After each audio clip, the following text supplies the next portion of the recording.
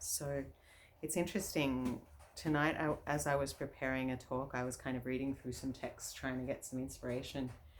And no matter what I put my mind on, it's I wasn't kind of picking up something. So I was like, okay, you're gonna have to wing it. I'm sure you can. I'm sure I can. Yeah. You know, like sometimes there is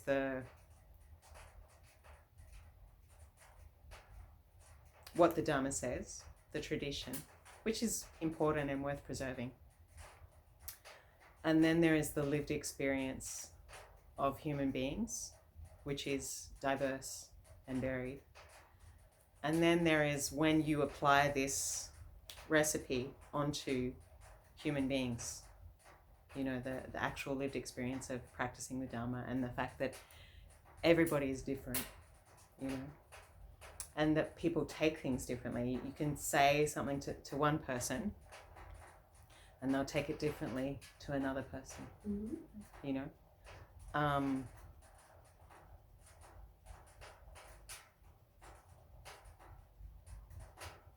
And I'm very much aware of the need to make the Dharma a living tradition that is applied to our daily life, our human existence, our imperfections, our frailties, our vulnerabilities, our healing process, and not just dogma. But at the same time, you know, there's this tremendous asset stripping of Buddhism going on in terms of like secular mindfulness. Not that secular mindfulness on its own is a bad thing, but this kind of people making heaps of money out of something that actually came from Buddhism that they could get for free down the road at their local Thai temple. And somebody saw the power of this thing to transform stress and get insight, and they took out a bit of the bells and whistles, made it more simple, and then charged $2,000 for a weekend, and then don't give credit to where it comes from. So that balance of what the Buddha taught and our lived experience and our needs in the modern world, making it relevant. This is the tightrope that contemporary Dharma teachers walk, especially nuns and monks who are struggling to make the way they live relevant to the modern world. Like a lot of people are like, justify your existence, justify your relevance, yeah. So this challenge of keeping authenticity of the teachings and honoring the tradition, preserving the tradition, but also keeping the tradition alive. Because if you don't have lay people coming and they don't feel the suffering in their heart transformed, Buddhism won't continue. But let's face it, we're kind of at a point where we're kind of wondering if the world's going to continue. So that's we're living in very precarious times, and that's another challenge of using these teachings in a way that creates a future to be possible, and to at least allay the suffering and anxiety, and the greed and all of the stuff, the violence that's going on. This is a challenge, And it's okay to not always know, to not always have the answers. It's okay to take some time to sit with uncertainty and to let things fall apart. I'm not talking letting the planet fall apart, but our sense of who we are and what certainties we had about our life, Sometimes things fall apart, relationships change, children leave home, economic situations change, bodies change, everything changes. And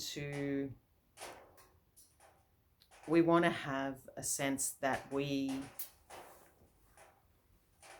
we know who we are and we have a grip on what's happening, and you know, we feel that we know. There are times in life where you feel certain of some things, right? And then there are times where you're just like, I just don't know. I'm just not sure. And I find, like in my 20s, and my teens, I was so desperate to know and to be certain and to have a grip on things. The unbearable lightness of being. I needed a framework. I needed a purpose. I needed to know my place in the world and what I was here for. As I get older, I get more and more comfortable with sitting with uncertainty and not being so rigid and not being so sure, because a lot of the certainties I had as I age are going away, and the things I imagined that would happen didn't happen, and other things happened. You know, and sometimes giving things a bit of space to breathe. It's like a fire. If you pile too many logs on the fire, it's smothered and the fire won't burn. So like our mind and our life, we have too many logs on the fire. We're thinking and obsessing and focusing on something too much. It's smothering. We feel overwhelmed because we're kind of, our mind is like a record player on that particular issue. And when a wound happens, you know, like a relationship breakup or just a betrayal or a misunderstanding, some kind of suffering, and it's not resolved, that's when we tend to go into a spiral of obsessing, you know, and it's like an ulcer in our mouth that we keep putting our tongue on, that we can't stop poking, you know. But the best thing you can do sometimes with wounds is leave them alone. Give them a bit of air, leave them alone, keep them clean, give them a bit of space, you know? Yeah. Or like when a body's dead, you don't keep digging it up and checking, seeing how it's going, how it's rotting. Let a body be buried and let it give it space to, you know, do its thing, you know. And then over time has a way of taking care of things, you know, in a bigger cycle. And I think, like Christians call it let go and let God. That sense of surrender to when we can't fix something, when we've tried and tried to fix something and we can't, it's beyond us. Or life is beating us down, you know, and we've tried to hold on to something, we've tried to make it work and it just wouldn't work. There comes a point at which it's sometimes good to, we have to have the wisdom to know the difference, right?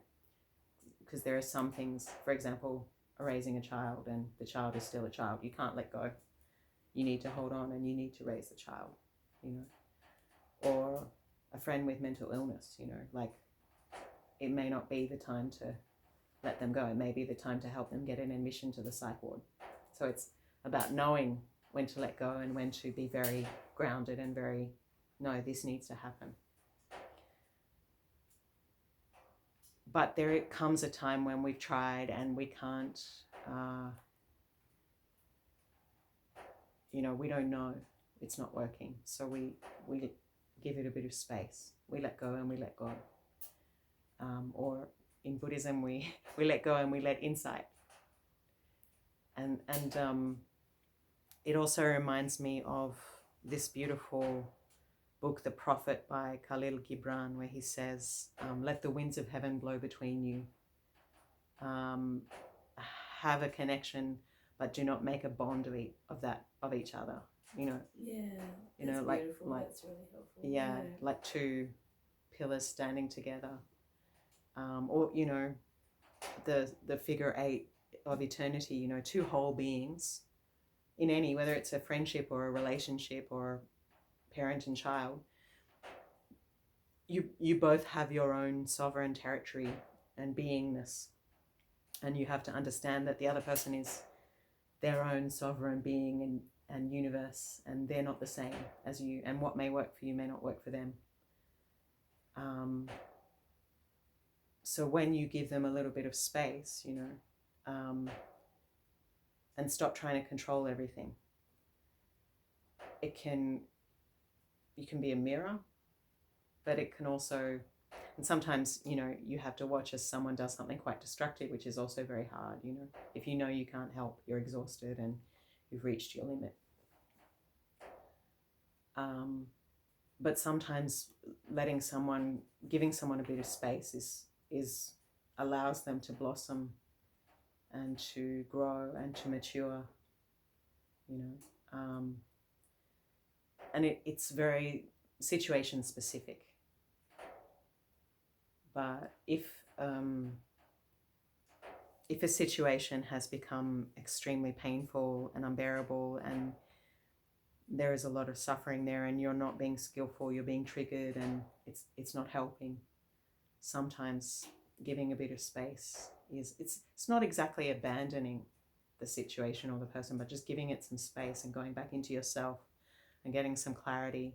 You might see, oh, I've been triggered, an old pattern is coming up, this is what I need to learn here, or you might see, I can't help this person, we're on different pages, this is not healthy, I'm being hurt, I'm being taken advantage of, or maybe it's just a situation of like you can't understand them and they can't understand you, and you need to go on your own journey, but wish them well.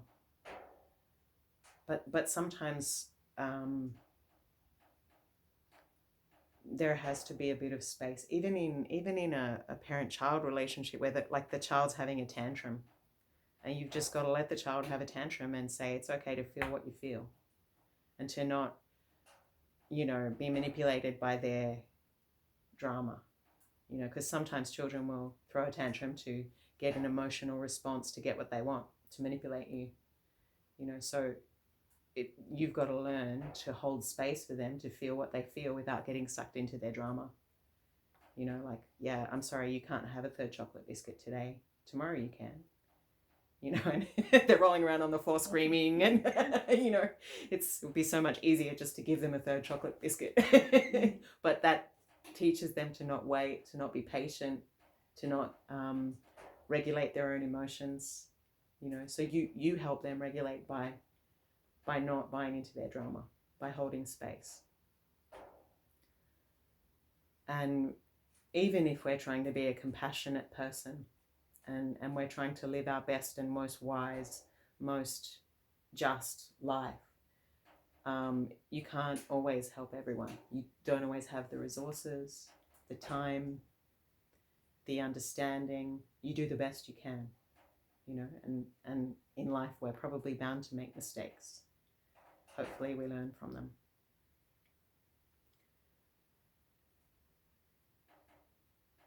So giving things some space, giving yourself some space, is sometimes so valuable, so that we're not suffocating in life. We're not suffocating with our obsessions, with our need for certainty, and relaxing into uncertainty, relaxing into everything always changing. And if you think about how you see the seasons, when the leaves come in autumn, you think it's beautiful, and you enjoy the seasons. You don't kind of go around picking up autumn leaves going, why? Yeah. But we accept it with grace, Yeah. Whereas our own season, it's not always so graceful, like, why? Yeah. Why? Yeah.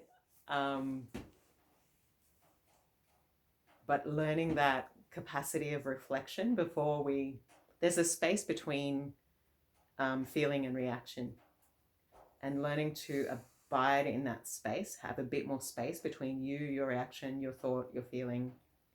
It's neither suppressing nor acting out, but it's that wisdom of reflection. And on one hand, we could call that mindfulness. Like the Buddha called the 4 foundations of mindfulness: the body, the feelings and sensations, the mind and objects of mind. So some space between thoughts and feelings that are arising and you. What you engage with, what you don't engage with, you know, and being okay with not always knowing. And being a bit uncomfortable too. That's like, we're so habituated to, if we feel uncomfortable, we go and do something, you know, if we're suffering, we do something very quickly to change it, you know. I mean, that's part of our society's huge reliance on alcohol, to deal with, to blunt the daily slings and arrows of life. And if you can make it better, you know, make it better, and you're not hurting anyone, make it better. But there is some insight to be gained from letting things be for a while, you know, and not clinging, because it's the clinging that makes it even worse, right? The pain in your knee is just a pain in your knee. But when you cling to the pain in the knee and go, I don't want you to be here, that's when it gets really difficult and suffocating.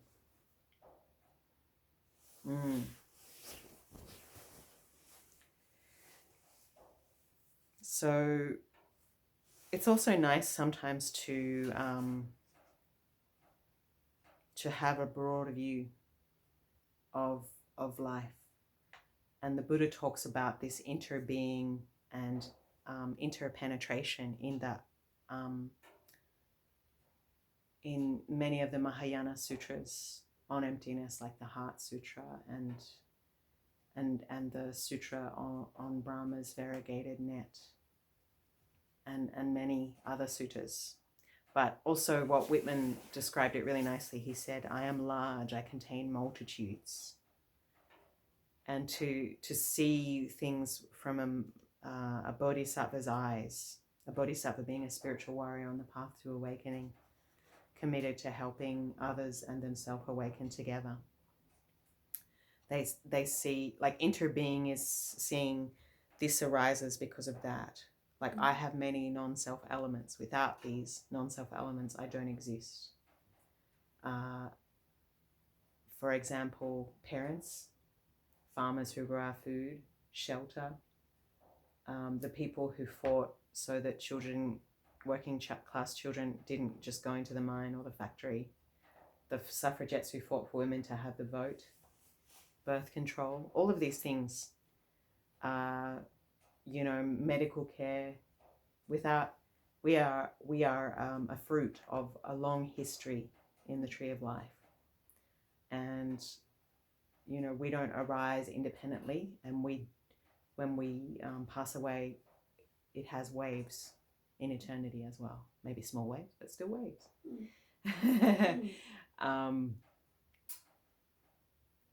Yeah, the sun, the rain, the earth, everything, the war in Iraq to get cheap oil, you know, everything, we're all part of it. The woman in the sweatshop in Bangladesh making clothes, you know, mining, you know, it's so easy to be the person who is there saying, you know, don't cut down the tarkine, don't cut down the forest. But as long as we're driving a car and we're using a phone, we're using the elements of mining, we're part of the problem as well. It's very hard to, you can reduce your impact, but it's still, we're still part of the chain of life. It's very hard to completely not touch anything that doesn't have blood on it, or suffering of some kind, you know. And you take away, like a rug is a rug for a certain space and time. It serves a function, like you have a relative self, you know, it functions. You remember what you did yesterday. You remember, like a stream of mind stream. We use the word in Buddhism mind stream, not soul, because soul implies something solid and permanent and eternal, whereas mind stream is like, you know, the Ganga in India, it starts at Gangotri as ice in the Himalayas, and then comes down pure in turquoise in Rishikesh and Hardwar, and then gradually becomes more like Cocoa Pops in, and then it goes to the ocean, right? Yeah. So you have mind-to-mind awareness, memory. You can remember what you did when you were 5, but you're not the same person you were when you were 5. So you never put your foot in the same river twice, because every moment the river is changing and flowing on. Likewise, the mind, new mind moments. You have that continuity from life to life, and you carry the seeds of karma that ripen. A bit like, you remember those old lottery balls, the plastic bubble, and all the numbers fall around and then the numbers pop out? It's a bit like the karma of this life. But we still have a whole bunch of seeds in there turning, that will spit out a new set of numbers when we take rebirth. But yeah, the river is always changing, you know. And take away one of these non-self elements, the sun, no more sun, no more you, no more kind of oxygen bubble around the earth, ozone layer, no more you. No more food, no more you. No more planet, no more you. Right? Just take away one of those things. Car accident, you know, whatever. Some kind of accident, some kind of illness, no more you. Changes. And had something happened to your rug, you know, maybe your father left, or your mother died, or, you know, the government was taken over by a dictator, you know, it changes. You move to another country, you know, it changes. It's in a constant state of change, and we are conditioned beings. We are not unconditioned, although there is a part of us, an awakened luminous awareness, that is unconditioned, that is beyond gender and beyond age and beyond even species.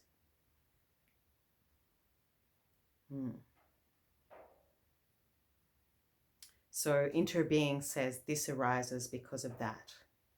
That is because of this. And interpenetration says this is in that, that is in this. And that's the interesting thing about existence, you know, in the sense that we are part of the solution and we're part of the problem. In the sense that we want to save the planet, but we're part of the destruction of the planet just by living, you know. But we can also be the solution. And like a really wise person will see that in the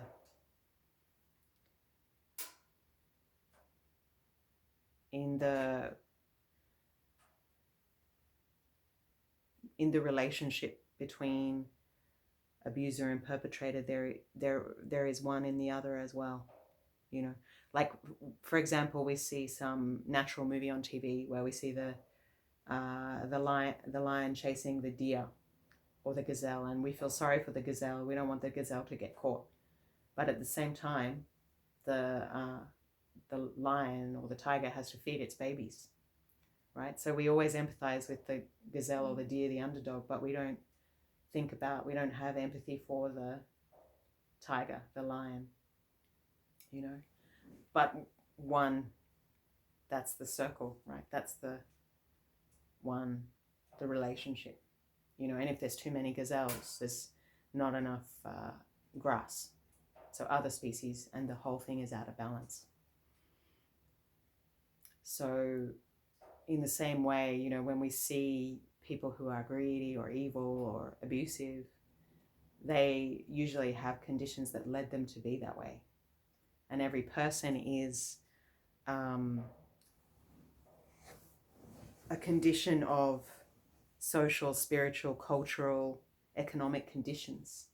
Like when a plant is not growing well, you don't blame the seed or the plant. You look at the circumstances of the plant. Is it getting enough water? Does it have enough nutrients? Is the soil good? Is it too acidic? Is it too alkaline? Is it too cold, too hot? Right? So for a human being, especially young people, you know, when they're acting out, we need to look at how we can rehabilitate them, how we can change their circumstances so that they can stop being abusive, you know. And not to say that everybody has hope of rehabilitation. There are some people with conditions like narcissism or being a sociopath, or, you know, just too far gone in their bigotry or whatever, you know, too violent and too traumatized. I don't know. There are some people that just need to be in prison. You know, they need to be kept away from others. Like often for pedophilia, it's very hard to change that, very hard to work with that.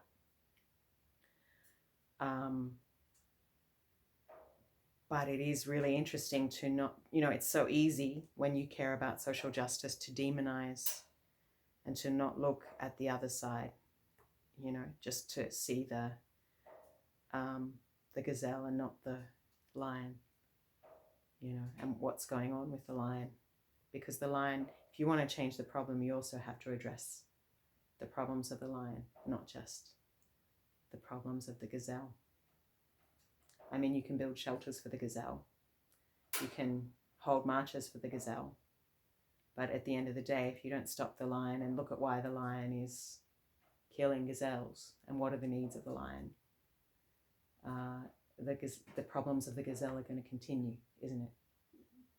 Yeah.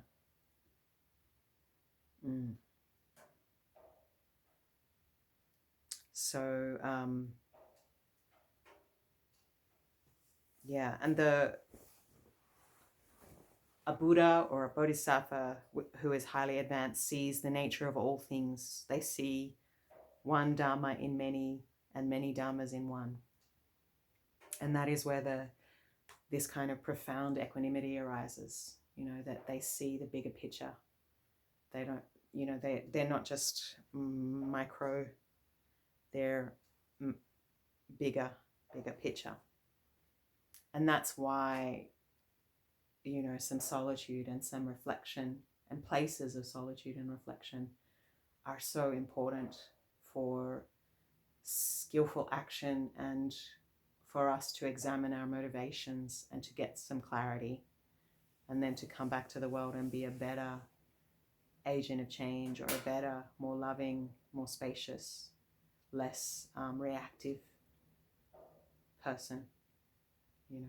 And the people who need it the most are probably the ones who are the most engaged, you know, like social workers and therapists and teachers and mothers and fathers and police, and, you know, the people who are at the coalface of human suffering and see the worst. Like, you have a choice when you get compassion fatigue in these kind of industries, and it's easy to become cynical and to profile people because you think they're all the same, because you've seen so many of them who are like that, and to just kind of shut your heart down because it's too painful to care when you see people being self-destructive.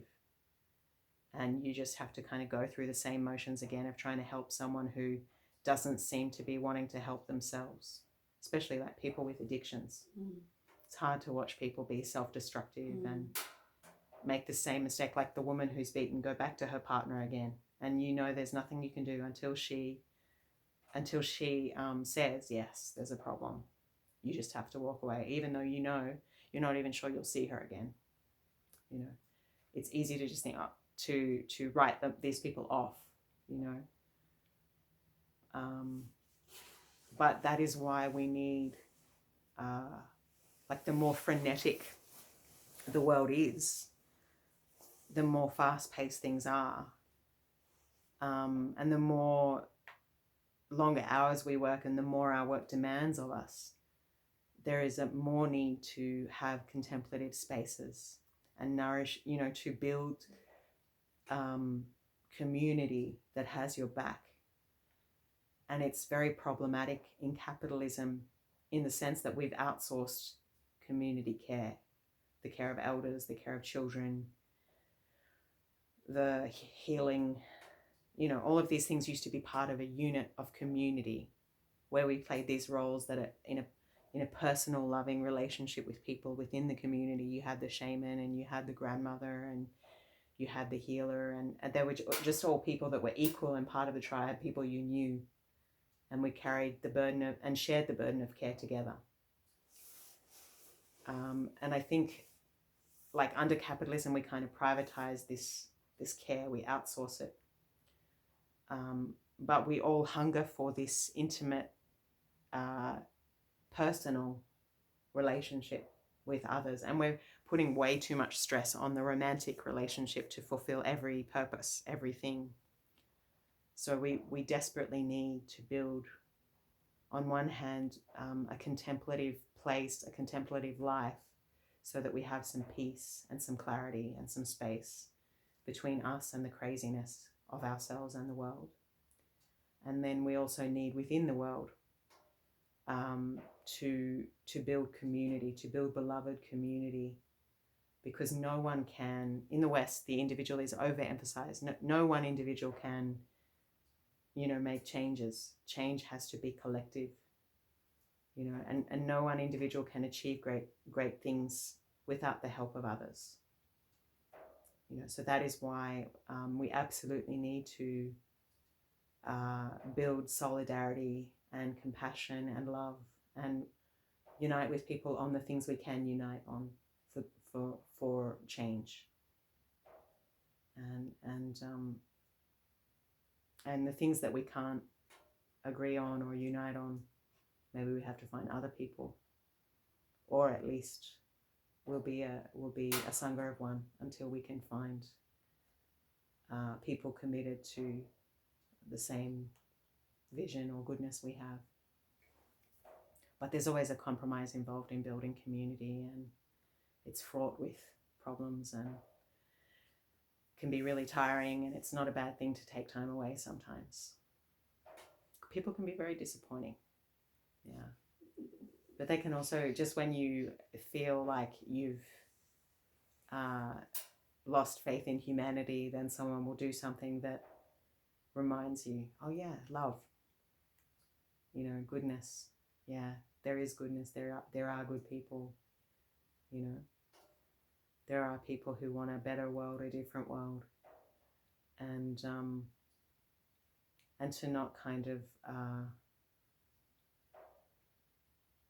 to remember these things that sometimes we hunger for love and understanding, and you're a bit, as a human being, sometimes you're, those games from the 80s or the 70s where you're playing this game in an arcade, and it's like the two little balls being spun between the levers. Life is a bit like that, like school, university, marriage, kids, ding, ding, ding, ding, mortgage, like travel, ding, ding, ding, ding, reaction, trauma, and we're just like the little ball, and we sometimes feel like we're not actually choosing our life, and then you're looking for something, and the system of capitalism is a bit like a cookie cutter, like you're just going through life, and you're just treading water, you don't have a lot of reflection, it takes quite a bit of pressure, suffering, courage, privilege to break away from that and to forge your own path. And forging your own path can be wonderful, but it can also be very anxious and hard and lonely, to live outside the pinball machine. But privatizing things that should be community can leave us all feeling a bit disconnected and a bit hungry, a bit lonely, a bit not heard, a bit misunderstood, because we're not connecting with each other on a human, small, organic level, where we're seeking connection in a shopping mall, or healing in a hospital, or we're not having this time and this intimate connection that we so hunger for. So these two things, this contemplation, this time on the mountain, and this beloved community.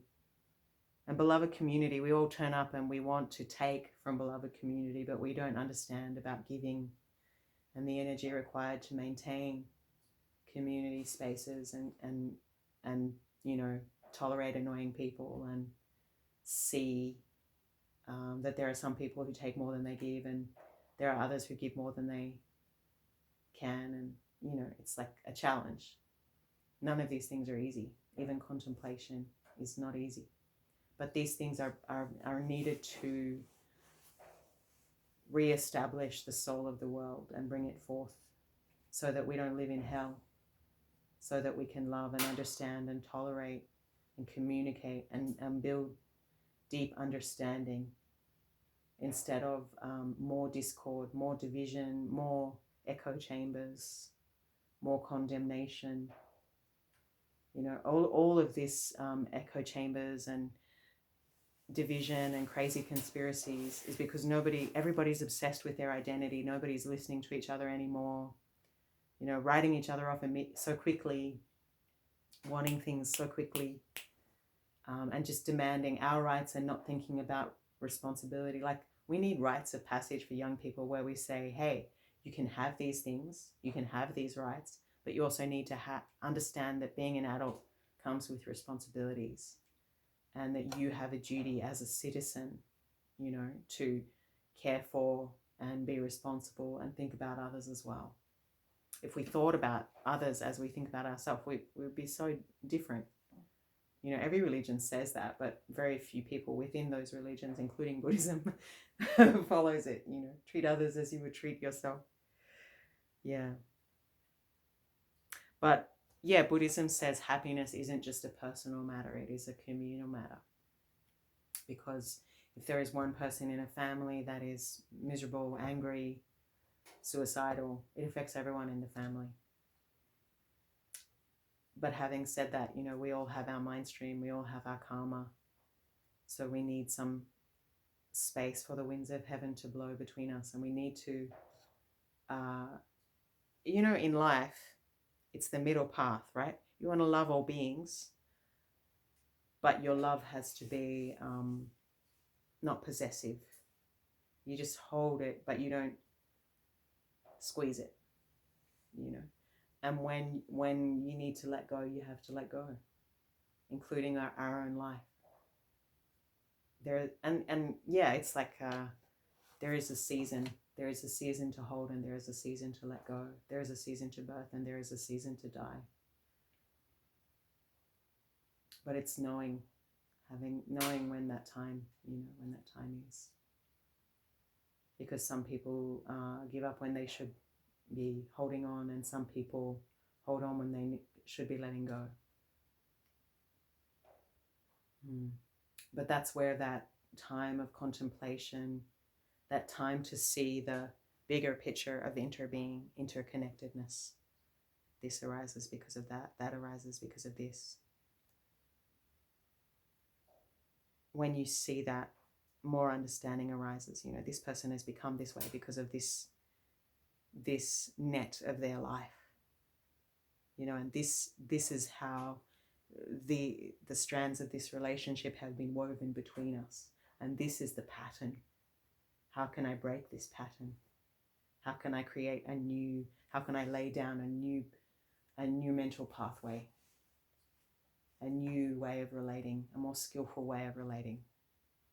That's where the time for reflection and space comes in.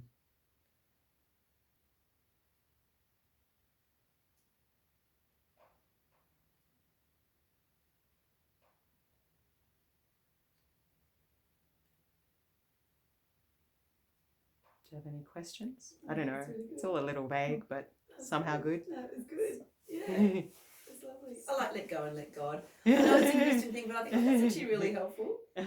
And I picked up the Prophet yesterday for the first, like I just found it in the shelf and I was reading through it. I'll put it by my bed. I might have a little read tonight. Read that a lot back in beautiful. What's that? We read that a lot back in